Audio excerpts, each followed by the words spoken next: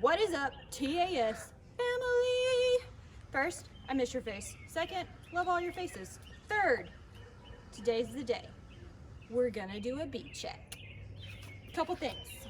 We have 4 hives out here. We have our swarm box, we have a split, and then we have my 2 original hives. We are gonna go over what a hive check looks like, what honey looks like in the hive, what pollen looks like in the hive, what a queen bee looks like in the hive, a real queen bee. It's a queen, her majesty. Okay, so Murray dog's out here too, and he's got a little cough. Oh, bless, but it's not the Rona, just a little cough, pollen, allergies like us all. Okay, so couple things. This is what I wear to protect myself. Gloves to protect my precious hands, because we can have those blowing up from an allergic reaction. Gloves, they're super duper important. We have a jacket with a hood. So I will put this jacket on. This hood will protect my face. No bees will be able to poke my beautiful face, because we don't need that either, right? Safety first, guys. Okay, so jacket is important, gloves are important, both of those things are important. Another thing that we will be using, which is kind of dirty because I got some honey on it earlier, but it's fine, is a hive tool. So this piece of metal helps us break the frames apart, because the bees make this sticky stuff, not honey. They do make honey, which is also sticky, but this other stuff called propolis. It's basically like natural glue. So they glue everything. Walker's making an appearance back there. AMI school, guys. They glue everything together with propolis. It's really sticky. It's really thick. And it works really well for glue for them. So this helps break that apart, pull the frames out, check them out. You know, just able to help us move around in the hive. Anyway, I'll talk about my smoker that I use when we get going in the video. I use a smoker just because it helps with kind of chilling the bees out.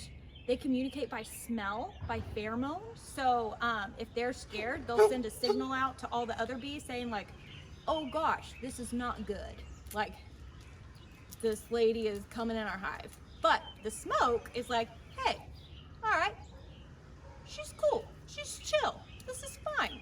So we'll go over that. You'll see me use the smoker. Works super great. Honeybees are not bees that typically want to sting you. So if you see these bees out and about, they're not trying to get you. These bees are gonna get a little mad at me because I'm going into their home, and that's the only reason that they would try to sting me. But if you see bees in your backyard, there is no reason to run. You can watch them. Don't go touch them or poke them or anything, but just let them be. Get it? Be. But I promise, they're not out to get you. So I know bees can be scary. Be brave. They can be in the backyard too. You can be in the backyard with them. Super duper promise you that they are not out to sting you on purpose. As long as you just do your thing, they'll do theirs. Okay, everybody, I'm gonna suit up and then we'll get going. See you later. Okay, everyone, this is one of my hive frames, and right here I'm going to show you what a queen bee looks like. So she is right here. She has different coloring than the regular bees. She's got a bigger body, and she is going through, and her job is to solely lay eggs. So she's moving through the hive. All of these other bees are clearing the path for her, and she is searching for different holes to put little eggs in. And so once when she lays an egg, the other bees, the worker bees, will take care of the egg. They'll end up capping it, like up here, where you see these little brown little coverings. I'll show you some other examples of that in just a minute. But anyway, so here's the queen bee. This is Queen Carol, working hard. She's doing awesome. Good? Okay. Mm-hmm. All right, everybody, so this is capped brood. So this is where a bunch of bee babies will eventually come out. So there's going to be eggs, there's larvae, there's capped brood on a frame. There's also honey right here. This is capped honey. So if I was to stick my finger in there right now and push in, it would come out honey. So they have some honey in there. They keep it all pretty organized. And if you look right in here, hold on, let me clear the way. There's larvae. So larvae looks like white squigglies in a circle. So these little honeycomb things hold the larvae. And so these bees are in charge of taking care of the larvae and making sure the eggs are okay and making sure all the capped brood's okay. Okay guys, so this frame holds all honey. So there's no capped brood on here, which is the babies, and there's no eggs in here. This is all honey.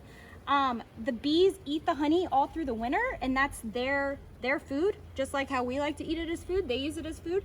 They also, because this is a medium frame in a deep box, which means like a large box, they were able to build on their own comb design on the bottom. So the bees did that completely all alone by themselves. The bees created that whole design, and it's very symmetrical, which is so cool. This big bee right here, sometimes you see these big bees and you think like, oh, that must be the queen. Those are actually drone bees. So those are boy bees. And they're bigger and they can fly out and they help the queen do some things. And but everybody else is a bunch of girls. Queen bees, you know? Except there's only one real queen, but we're all queen bees. Okay, I'm gonna show you. You always hear about bees getting pollen, but what does that mean? Where do they take it? Okay, I'm gonna show you. Right here is a good example, and you can see it in the sun. All of this right here, these colors, are pollen. So pollen doesn't just mean yellow, like we're so used to seeing. Pollen is red, it can be white, it can be yellow. There's all these different colors, and that's the pollen that the bees have brought back. So they have little pockets on their legs called pollen pockets, and they stick pollen on it and they come back and they put it in these little honeycomb spots, and they keep it and use it to make honey and live life. Okay guys, this box, this blue box, is the swarm that we caught in the last video that Miss Melissa posted of the bees. It was on the fence. So we caught this, caught it, put it in a box, kept it. There's a queen, there's eggs, there's pollen, there's honey. Everything we need for a successful beehive is in this box. So because the bees have grown as a hive, there's way more bees than what we started with, we're going to add a second box. I have used smoke to make them kind of calm down and realize that like I'm not here to hurt them, I'm just here to help. And so the smoke helps them calm down because they communicate by pheromones, which means they communicate by smell. So I am going to slowly add this pretty box on top. Make sure that's good. And we are good. All right.